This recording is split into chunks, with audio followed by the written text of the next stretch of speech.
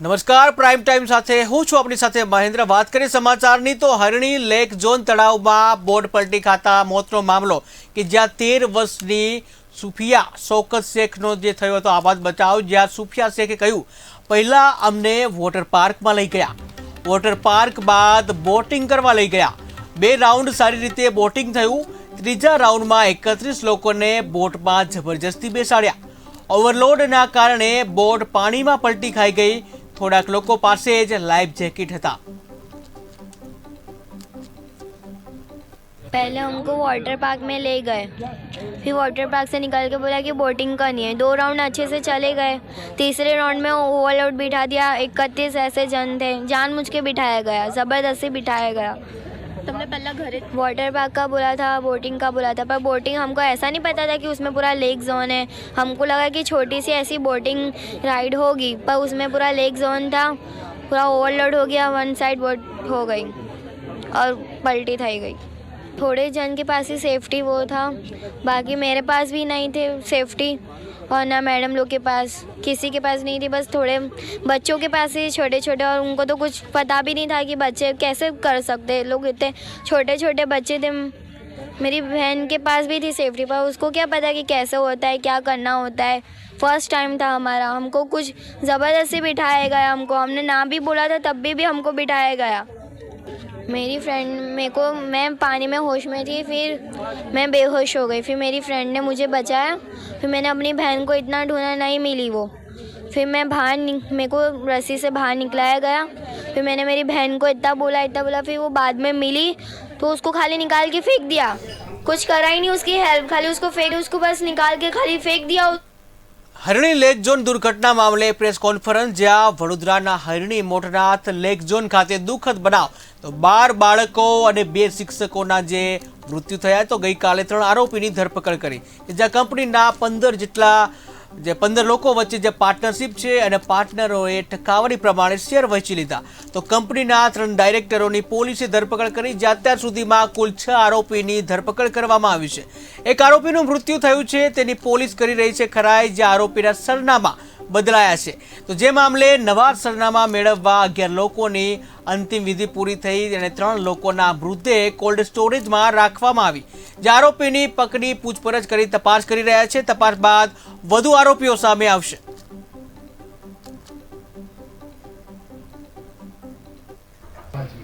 Investigation કરતા ઘણા બધા લોકો આપને વાત કરે કે એવું છે જો આ એફઆઈઆર સિવાય આવવાના છે, એના જો રોલ છે, કોણ ક્યાં ઓપરેટ કરતા હતા, કોણ આવતા હતા, રિપોર્ટિંગ કોનો થતી હતી, ડેલી કેટલા આયા, કેટલા લોકો જો અંદર બોટિંગ કરવા ગયા નહીં આયા, આ બધા અમારા ઇન્વેસ્ટિગેશનનો ભાગ જ છે અને કોઈ બચશે નહીં, બસ એટલામાં આપણે શૂટ કરું છું। સર, એસઆઈટીનો જસ્ટ વન થિંગ, એસઆઈટીનો ફોકસ હમણાં શું છે કે હમણાં આજે બનાવી છે એનો કી ફોકસ અમારે કી ફોકસ તમામ આરોપીઓ પકડાય, એક તો તાત્કાલિક જેટલા બી બીજા આરોપીઓ છે જો અત્યારે ઘર બંધ કરીને ભાગી ગયા છે આ પકડાય। અને આપને ખ્યાલ હશે ગઈકાલે જો જ્યારે બાદ થઈને 5 આરોપીનું નામ આવતા 3 જો પકડાયા, 2 ઓર લોકોને, પરંતુ જ્યારે લઈને પૂરા કાગળો બધા જોવામાં આવેલા ત્યારે 15 નીકળાવ થઈ અને 15 ઇક્વલી જો આમાં જે રીતે હું લાઈન આપણે વાંચીને બતાવે કે દે આર ઇક્વલી રિસ્પોન્સિબલ જો એઝ પર દેર ઠરાવ છે, તો આમાં એવું છે 15 થી 18 આરોપી થયા છે અને પહેલી પ્રિયોરિટી છે કે તમામ લોકોમાં આરોપી પકડાય।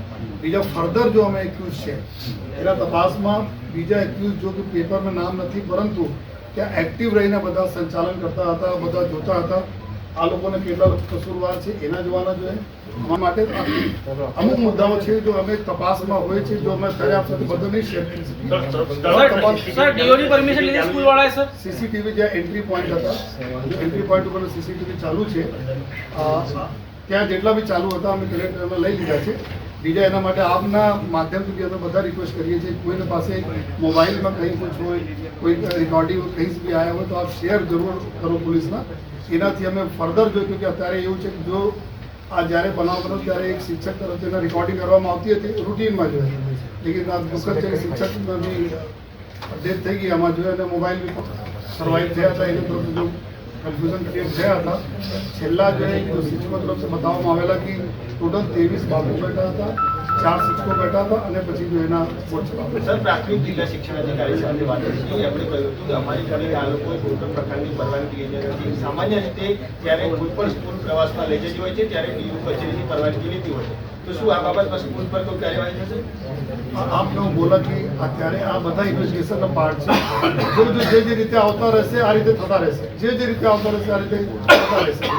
અને એક અલગ બી કમિટી આપને બધાને ખબર છે કે મસ્ટિયર ઇન્ક્વાયરી બી ચાલુ છે, જો આ તમામ આસ્પેક્ટમાં જોવાના છે જેટલા અલગ અલગ ડિપાર્ટમેન્ટનો શું રોલ હોય છે અને કેટલા આ લોકો આપણા ડ્યુટી દુર્ઘટના થઈ હતી અને એમાં જયસુખ પટેલનું નામ ઉમેરવામાં